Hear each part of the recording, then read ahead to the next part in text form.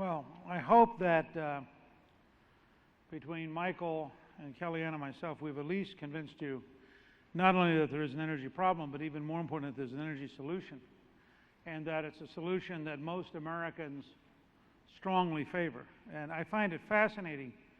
when you look at the numbers of people who are now convinced that we have to drill, the number of people who now support nuclear power, the number of people who are prepared to have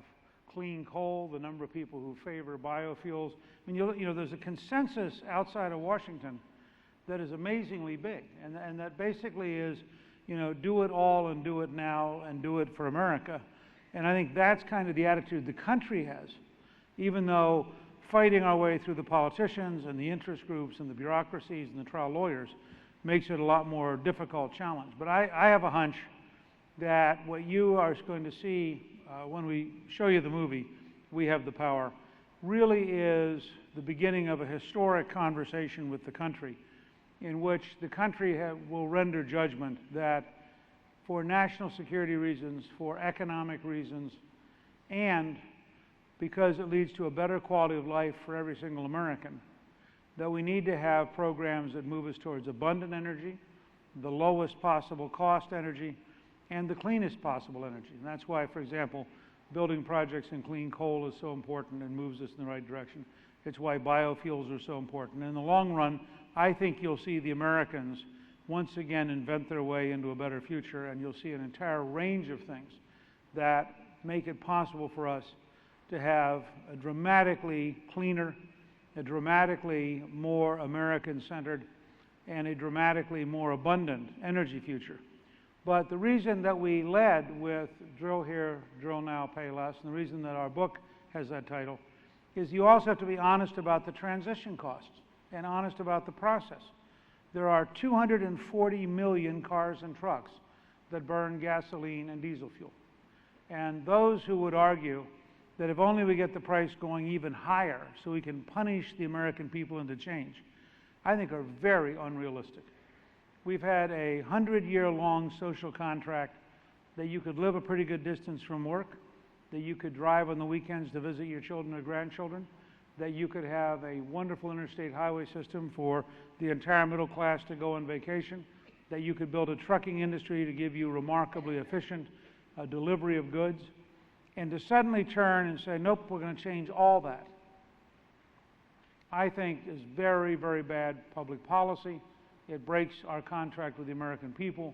It leads to a tremendous amount of dislocation and pain, and I think it's profoundly wrong.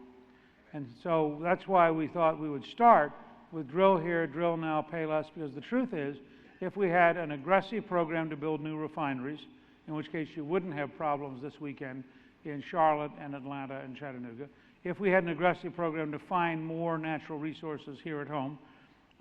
we would have a better economy, people would have better lives, and then we'd be in a position over the next 20 years to continue a process of transition.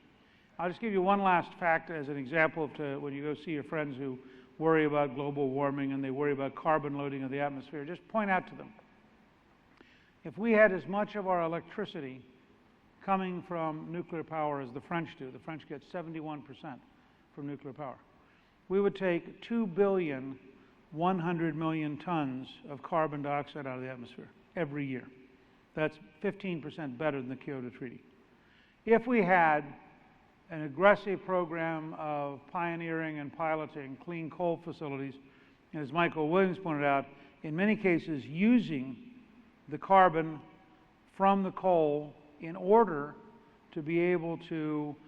increase our production of oil and natural gas.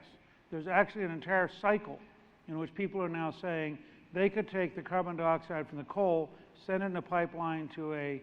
oil field that looked like it was depleted, and by putting the carbon into the oil field, increase the pressure, bring out even more oil. So now you get more coal and more oil out of the same system while making sure that none of it goes into the atmosphere. So there are lots of new things coming with science and technology, and we encourage you to look at your checklist at American Solutions. So you can download this from americansolutions.com. This is the beginning of finding new solutions and new answers. And I think it's important for us in energy as a base of our economy and is a key part of our national security to work on this kind of a checklist. And I really appreciate your giving us this chance to share these solutions with you.